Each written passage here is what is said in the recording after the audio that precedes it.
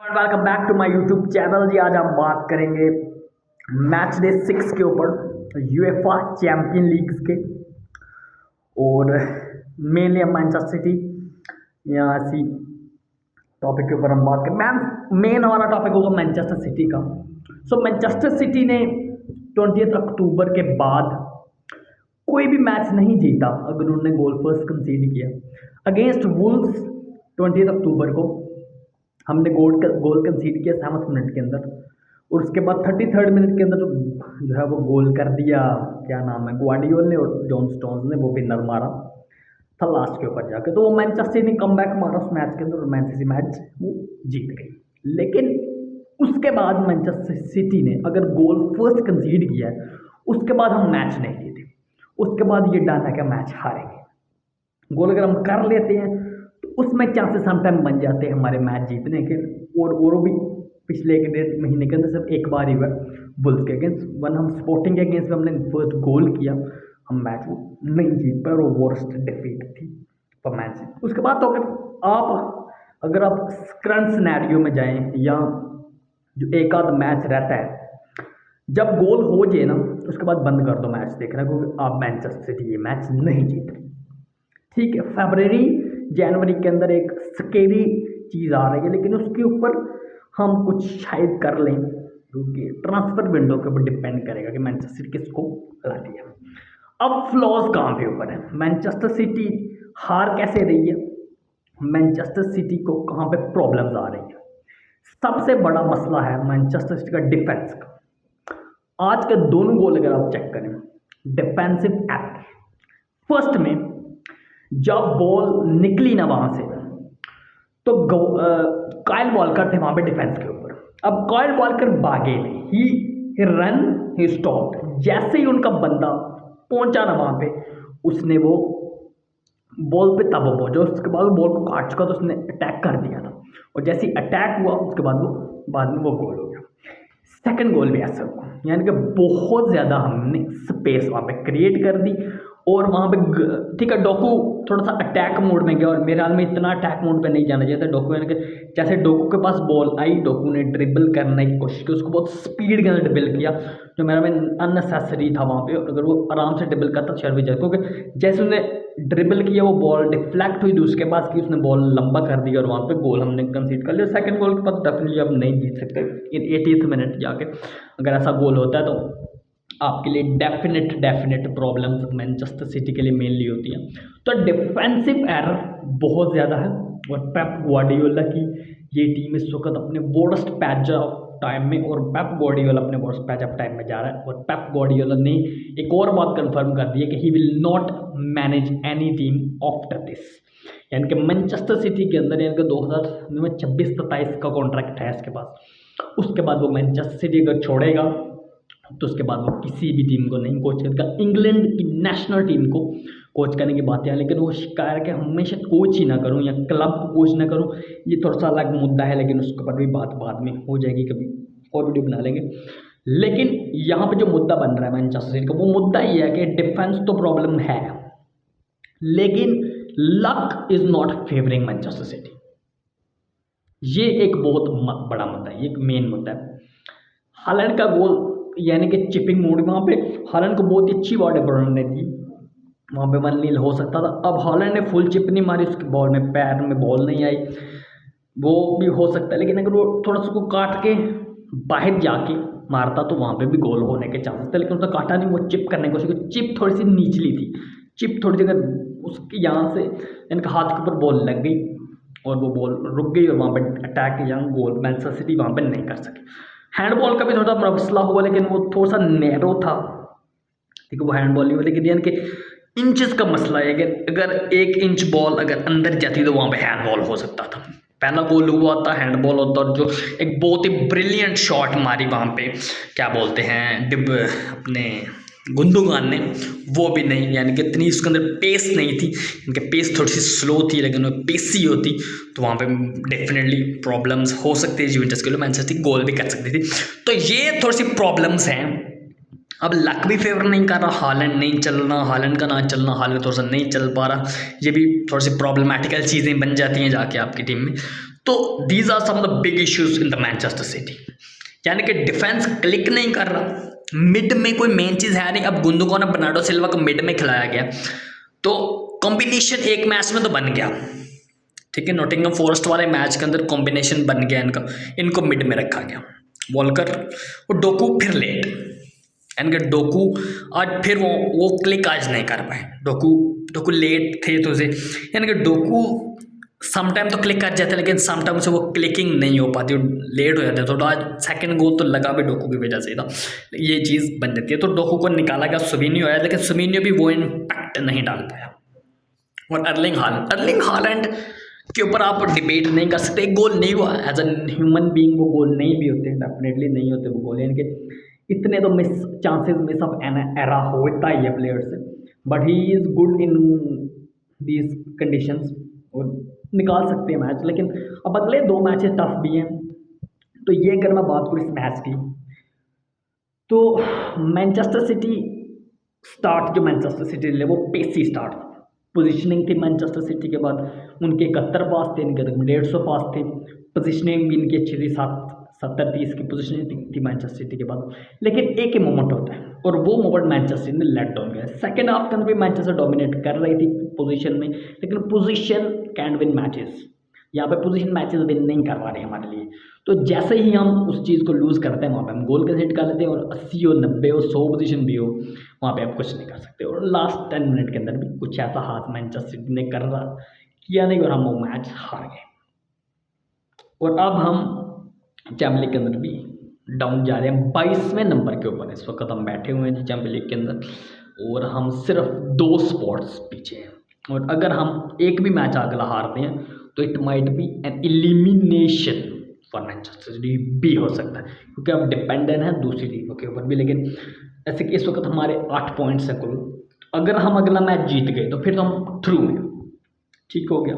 यानी कि अब एक मैच तो अपने टीम ने जीतना है, और अगर और वो थोड़ा सा जीटी के ऊपर आ जाएगा। लेकिन अगर हम अगला मैच या उससे अगला भी क्लब बरेज वाला जो मैच भी अगर हम हारते हैं तो वो भी हमारे लिए मुश्किल हो जाएगी। लेकिन पेस पकड़ के मैच खेलना, मैच में अच्छी रिदम रखना, उसके बाद मैच को लूज़ करना, ये बहुत ही, यानी कि आज थोड़ा सा मैनचेस्टर सिटी के अंदर वो क्वालिटी नज़र आई, ठीक है ना। जुवेंटस की जो टीम है, जुवेंटस काफ़ी अर्से के बाद भी चैम्पियंस लीग के अंदर आई, और डेफिनेटली ऑलरेडी ने एक पेस पकड़ी है इस दफ़ा चैम्पियंस लीग के अंदर, और ये मैच टफ था, ऑब्वियसली टफ था। और अगर हम बात करूँ मैचेस का सिनेरियो की, सारे मैचेस की सुनी, तो स्पोर्टिंग वाला मैच थोड़ा सा आउट ऑफ कंटेक्स्ट चला गया हमारे लिए, बहुत ही गंदा हार है। इंटर वाला मैच हम ड्रॉ कर गए, और जुवेंटस से भी हम हार गए। 2 मेन पैक मैचेस थे हमारे लिए ये, ठीक हो गया। तो वो तो हम जीत नहीं पाए। इस वक्त हम 8 पॉइंट्स के ऊपर खड़े हैं। अगर मैं सिनेरियो ऑफ टेबल की बात करूँ, 22वें नंबर के अंदर, 22वें नंबर पे 8 पॉइंट्स में 4 के जीटी के साथ हम खड़े हैं लीग के अंदर। और अगला मैच हमारा पीएसजी से, और इस वक्त पीएसजी और मैनचेस्टर सिटी एक ही मेंटालिटी का फुटबॉल खेल रही हैं, और इस मेंटालिटी में यह है कि हम थोड़े से 3 पॉइंट ऊपर हैं इनसे, 22वें नंबर के ऊपर, और वो 25वें नंबर के ऊपर है। तो वो भी एक डू एंड डाई मैच है, पीएसजी के लिए भी एक डू एंड डाई मैच है। लेकिन PSG from the out of context ना चल जाए कहीं पे, और अगर पीएसजी ने कुछ ऐसा कर दिया तो हमारे लिए भी प्रॉब्लम हो। तो अगर नेक्स्ट मैच है definitely on the 1 January, it's a big match. अगर हम जीत गए वो मैच, हम चैलेंज जाएंगे 11 के ऊपर, और अगला मैच है हम जीतेंगे 14 का। दोनों मैच अगर हम जीतते हैं, इस वक्त हम यूएफा चैंपियंस लीग के अंदर अलाइव हैं, क्योंकि यूएफा चैंपियंस लीग थोड़ी डिफरेंट कैटेगरी में आ जाएगी, क्योंकि हमारे लिए वहाँ पे जब लीग पे क्या कहते हैं नॉकआउट फेज का मैच भी आ जाएगा, तो वहाँ पे हम मैच जीत भी सकते हैं। हम वहाँ पे हमारे लिए चांसेस भी है मैच जीतने को, और हम थोड़ा सा कुछ ना कुछ करके राउंड के अंदर चलेंगे। डायरेक्ट तो हम टॉप 8 में नहीं जा रहे, टॉप 16 के अंदर हमें प्ले ऑफ ही खेलना पड़ेगा। तो प्ले ऑफ हम किससे खेलते हैं ये अब डेफिनेटली देखना पड़ेगा, जीडीज गोल्स ये सारा कुछ। तो ये 30 जनवरी को ही पता चलेगा कि हमारा मैच किससे होगा। लेकिन 30 जनवरी को हमारा मैच किससे होगा ये पता करने के लिए हमें 30 जनवरी वाला मैच भी जीतना पड़ेगा, और हमें 1 जनवरी वाला मैच भी जीतना पड़ेगा। So still alive, champions league के अंदर हम स्टिल अलाइव हैं। प्रीमियर लीग के अंदर अब हम नहीं कह सकते कि हम स्टिल अलाइव हैं, लेकिन चैंपियंस लीग के अंदर हम वी आर टोटली अलाइव, यानी कि हमारे पास चांसेस भी हैं, हम चीज़ें अच्छी क्रिएट भी कर सकते हैं, और मेन चीज़ें भी मैनचेस्टर सिटी अब उसी के अंदर जा सकती है। तो लेट्स सी कि पीएसजी वाले मैच के अंदर क्या होता है। लेकिन अगर हम बात करते हैं ट्रांसफर विंडो मार्केट में हम किस तरह जा रहे हैं, हमें मिड में ज़रूरत है एक डिफेंडर, तीन यानी कि हमें एक प्लेयर चाहिए डिफेंस में अच्छा सा, और एक हमें स्ट्राइकर भी चाहिए, और हमें मिड में भी चाहिए, यानी कि फ्लॉस तो है। या अगर आप दो भी मिडफील्डर दो अगर आप लेके आते हो तो वो भी चाहिए हो जाएगा। मेरा में दो मिडफील्डर ही अच्छे होंगे, क्योंकि अटैकर को आप एडजस्ट नहीं कर सकोगे मेरा में किसी, क्योंकि अटैकर में आप फॉरवर्ड आप ग्रिलिश को भी खिला सकते हो, डोकू को भी खिलाते हो, ग्रिलिश अपना पीछे भी खेल लेता है। तो सेंट्रल अटैकर तो आपका अर्लिंग हालैंड है, उसको अपने सेंटर में खिलाना है, और वो आपको बोल देगा एक आध मैच में नहीं भी वो होता। ठीक हो गया, वो आज उसको चांस मिला, थोड़ा सा बीट हो गया, एक उसको बॉल नहीं लग सकी, लक, मैंने जैसे पहले बात की ना, luck doesn't favour us in this match also. तो heart breaking moment in champion league तो नहीं है, लेकिन जो मैंने बात की ना कि एक पहले बात की कि जनवरी और जो फरवरी के जो फिक्चर्स हैं बहुत ही क्रूल फिक्चर्स हैं, बहुत बड़े फिक्चर्स आ जाएंगे हमारे लिए मैनचेस्टर सिटी के लिए।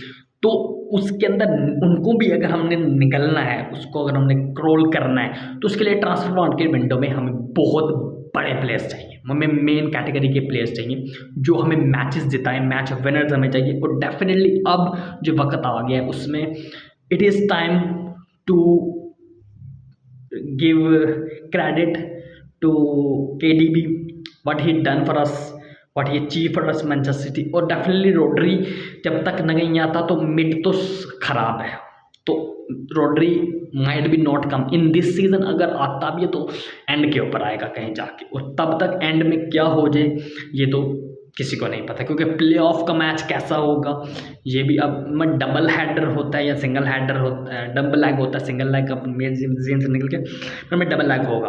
तो जो प्ले ऑफ का मैच होगा वो किस तरह से हमारा जाता है, किससे होता है, हम प्ले ऑफ में जाते भी या नहीं अभी तो कन्फर्म तो नहीं है कोई। जिस तरह से मैनचेस्टर सिटी अगर हम बोमत से हार सकते हैं, हम ब्राइटन चलो ऊपर लेवल की चली गई टीम, ठीक है ना, हम फुलम से अगर हम ड्रॉ कर सकते हैं, Fulham in good form, Fulham in good form, तो क्लब गर्बज पता नहीं क्या नाम है, क्लब का नाम नहीं मेरे देन में था, तो उसके अगेंस्ट हम क्या अपनी स्ट्रैटेजी बनाएंगे और क्या, क्योंकि जब टीम अंडर प्रेशर होती है ना तो तब आप छोटे मैचेस पे आ जाओ, लेकिन वो 30 जनवरी को, तो तब तक ट्रांसफर विंडो मार्केट में कुछ ना कुछ तो हमने कर लिया होगा और मैनचेस्टर सिटी अपनी चीज़ों को बड़ा कर लेगी। लेकिन अब Manchester city panned Pep Guardiola क्या करते हैं, क्योंकि अब तो बहुत ज़्यादा प्रेशर बिल्ट हो चुका है टीम के ऊपर। प्रीमियर लीग का ये मैच देखो कि अब यूनाइटेड के साथ मैच है तो हम नॉट वेरी कॉन्फिडेंट, एमओएम को हराना तो है हमने, और लेकिन यूनाइटेड भी वो कोई पीक फुटबॉल नहीं, यूनाइटेड विकेट में 10वें 11वें के ऊपर खड़े हुए हैं वो भी, तो इतना तो बड़ा मैच इतना, लेकिन यूनाइटेड थोड़ा सा फॉर्म पकड़ रही है, यूनाइटेड गोल मार रही है, ये एक बहुत बड़ी बात है। यूनाइटेड अगर पिछला मैच हारी है ना 2-3 से, तो 2 गोल भी उन्होंने मारे हैं, लेकिन हम जो मैच हारते हैं ना उसमें हमारे गोल इतने नहीं होते। हमने तकरीबन पिछले यानी कि अपने जो मैच आ रहे हैं 17-18 गोल हम कंसीड कर चुके हैं, और हमने किए बहुत कम गोल है, यानी कि 4 हमने खा लिए, क्या बोलते हैं उसको, स्पोर्टिंग से किया एक है, ठीक है, हमने सिर्फ नॉटिंघम फॉरेस्ट के अगेंस्ट 3 किए गोल, ठीक है, हमने 2 फिर फुलहम से भी खा लिए गोल, आज हमने 2 जहाँ पे जुवेंटस से भी खा लिए गोल, ठीक हो गया, 4 हमने टॉटनहम से खाए हुए हैं, उससे पहले भी 2 टॉटनहम से खाए हुए गोल, तो यानी कि गोल्स का रेशो बहुत बड़ा है, और ये बहुत बड़ी प्रॉब्लम है मैनचेस्टर सिटी के लिए। अगर हम गोल कंसीड करते जाएंगे तो फिर उन गोल को उतारना बहुत मुश्किल हो जाता है, and this is not the peak Manchester city. ये एक डेफिनेटली चीज़ है कि इस वक्त तो स्पीक मोड के अंदर मैनचेस्टर सिटी नहीं है, और स्पीक मोड के अंदर मैनचेस्टर सिटी को अगर जाना है तो बहुत कुछ अभी सोच भी रहा होगा पेप गार्डियोला, लेकिन बहुत बड़ा भूचाल आ गया। मेरे में 3 मैचेस अभी हमारे हैं, और अब हम यही कह सकते हैं कि कहीं ना कहीं हम मैचेस जीतें, अगर हम नहीं ना जीते तो फिर वो गैप ना बढ़े, फिर हारे लिवरपूल मैचेस हारे, ठीक हो गया, तो बोटलर्स तो अपनी जॉब कर रहे हैं, आर्सेनल तो पर्सनल या प्रॉब्लम हमें जाके आएगी लिवरपूल के साथ। सो लिवरपूल की ही अब अगर हम बात करेंगे, Liverpool versus Girona, it was a good match, बड़ा फंटास्टिक मैच हमें हमें देखने को मिला वहाँ पे। जब तक पेनल्टी नहीं मिली लिवरपूल को तब तक मैच बहुत तगड़ा गया, बहुत हाई प्रेस थी वहाँ पे, और डिफेंस थोड़ा सा वीक था इनका, जिरोना का। पिछले सीजन उन्होंने अच्छा फुटबॉल खेला, लेकिन इस सीजन इनका थोड़ा सा डिफेंस थोड़ा सा बुरा था। तो जब उन्होंने अपना डिफेंस अच्छा किया, थोड़ा सा पीक पकड़ा उन्होंने, तो बहुत शॉर्ट स्टॉपिंग बहुत ही अच्छी कर रही थी जिरोना। एंड उनका जो एक विंगर है, मेरा ब्रेन से नाम उसका निकल गया, he was a peak player भाई साहब। उसने जो फुटबॉल खेला है, वो जहाँ से रन बना रहा था, बहुत ही अनलकी रही जिरोना। एक दो बार तो पोस्ट के ऊपर भी लगी कि गोल नहीं हो पाया, और कुछ एडिसन के भी अच्छे वर्क्स हो गए जिसकी वजह से जिरोना मैच। लेकिन लिवरपूल 6 आउट ऑफ 6 के बाद अब अपनी जगह बना चुकी है, जो टॉप 8 के अंदर है वो, और दैट इज़ क्वाइट सेंसेशनल भाई साहब। मैंने 6 out of 6 first season आर्ने slot का भाई साहब पीक फुटबॉल खेला आर्ने स्लॉट। और आर्ने स्लॉट के फ्लॉज एंड फ्लॉज को कौन सी टीम निकालेगी? अब ये चीज़ है कि अब कौन सी टीम इस चीज़ को पिक करेगी, कौन सी चीज़ को डिकोड करेगी इसको, कि आर्ने स्लॉट के इस टैक्टिक्स को कैसे हम बीट कर सकते हैं। वरना जो परफॉर्मेंस दे रही है ना आर्सेनल सॉरी लिवरपूल के जो मेन मुद्दे हैं उनके मेन मुद्दे में ये चीज़ भी आती है कि साला रहेंगे या नहीं। तो ये हमेशा तो सागा रहता है, और मैंने पहले बताया कि सागा चलते ही ऐसा है, लिवरपूल में रहेगा साला, क्योंकि इस पीक टीम में लिवरपूल छोड़ के नहीं जाएगा। वेंडा को ट्रेंड भी रहने वाले हैं, एक सीज़न तो रहेंगे, और इनका हमेशा से यही है। मूसाला का यही इनका पंगा यही रहता है हमेशा से, कि मूसाला को नहीं, हर सीज़न में हर जगह पे ये मूसाला को ये कहते हैं कि मूसाला जा रहा है, लेकिन अभी मूसाला नहीं जा रहा। मूसाला जिस फॉर्म में है, मूसाला अगर आइस अगर ये दिमाग में रख के चल रहा है ना, क्योंकि अगर तो ये लीग जीतते हैं ना, और चैंपियंस लीग में जीते तो इसका बैलन डोर है, तो बैलन डोर लिए बगैर तो ये यूरोप छोड़ेगा नहीं, और अभी ये सऊदी शायद ना जाए, मुझे नहीं लगता कि ये छोड़ रहा है। लेकिन दिस लिवरपूल टीम इज़ भाई साहब, इस टीम को नहीं रोकने वाला कोई भी नहीं रोक पा रहा। जिन्होंने अच्छा फुटबॉल खेल के भी नहीं रोका। मैड्रिड विन जी, मैड्रिड इस वक्त 98-97 के ऊपर जा चुकी है, और अगले 2 मैचेस में मैड्रिड कम बैक पे आ जाएगी। एम्बापे स्कोर गोल, एक बहुत अच्छी बात रही मैड्रिड के लिए। Is coming back in form, और जो टीम लास्ट 3 ईयर्स से डोमिनेट कर रही थी यूएफए चैंपियंस लीग के अंदर, उनमें से एक टीम ने तो कम बैक मार लिया अपना, अटलांटा के अगेंस्ट। अटलांटा के लिए मैड्रिड को खिलाना नहीं पॉसिबल है इनके लिए। ये यानी कि नई लिवरपूल आ रही है, इनके लिवरपूल से हार गए ये, और अब इन्होंने अटलांटा पकड़ लिया, क्योंकि अटलांटा ये सुपर कप भी हार गई, और यहाँ के ऊपर भी ये हार गया। इनके ब्रिलियंट परफॉर्मेंस फ्रॉम अटलांटा, लेकिन नहीं हरा पाए, गोल कंसीड कर लिया। एम्बापे ने अच्छा गोल मारा, टेस्ट बोलने को बाहर चला गया, लेकिन फिर विनीसियस जूनियर को जिस तरह से उन्होंने बॉल गिव अवे की, भाई साहब गंदा तरीन फुटबॉल खेला, डिफेंस में बहुत ही गंदा फुटबॉल खेल दिया उन्होंने, यानी ये मर गए मर ही गए, मैं कहता मर ही गया ना। और उसके बाद बेलिंगम ने भी कर लिया गोल, और 2-3 की स्कोर लाइन से ये बाहर हो गए, लेकिन it is not for Atlanta, और अटलांटा मेरे ख्याल में नहीं हरा पाएगी। काफ़ी टाइम लग जाएगा अटलांटा को बहुत पिस ऑफ करना पड़ेगा for match winning against Madrid, क्योंकि मैड्रिड ने पकड़ लिया इनको, लिवरपूल ने तो हरा दिया ना इनको। लेकिन Atalanta, Gasperini is a good coach, लेकिन गैस्परिनी शायद उस चीज़ को नहीं पकड़ पा रहा कि कैसे हराया जाए मैड्रिड को, और मैड्रिड ने अब फॉर्म पकड़ लिया है, और अगर मैड्रिड ने एक और मैच डोमिनेटली जीता तो ये ले उड़ेंगे सबको चैंपियंस लीग में ये किंग हैं, क्योंकि अगर ये जब तक ये सीज़न ये रहेंगे तो हर टीम के लिए टफ सीजन रहेगी।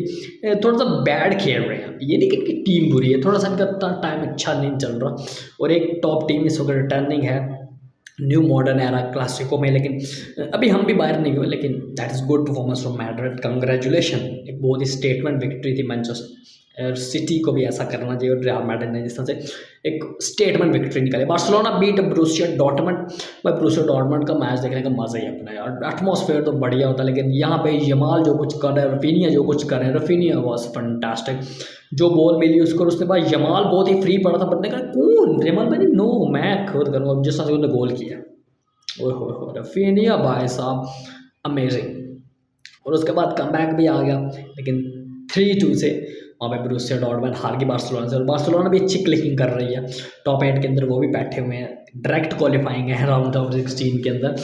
ये भी एक बहुत मज़ेदार चीज़ होने वाली है। एंड ब्रिस्ट, बस ब्रिस्ट ने जो फुटबॉल खेला है, और ब्रिस्ट खेलेगी मैड्रिड के साथ, और मैं बस एक और मैच स्टुटगार्ट है और मैड्रिड के लिए भी मैच, तो ब्रिस्ट वाला मैच बहुत इंटरेस्टिंग मैच होने वाला है, क्योंकि इतना इजी मैच नहीं होगा। ये ब्रिस्ट इस फॉर्म के अंदर है, दे आर किलिंग इट, और यानी कि ये हो गई अटलांटा हो गई, this are not the team we are going to see, यानी कि ऐसा हमने सोचा नहीं था कि ब्रिस्ट आ जाएगी चैंप लीग के टॉप 8 के अंदर, अटलांटा आ जाएगी, यानी कि ये टीम हमने सोची थी, लेकिन it's a good performance from breast, और नई टीमें आ रही हैं, तो ये चैंप लीग फेस कुछ ना कुछ करेगा। Thank for watching the video, please like share and comment.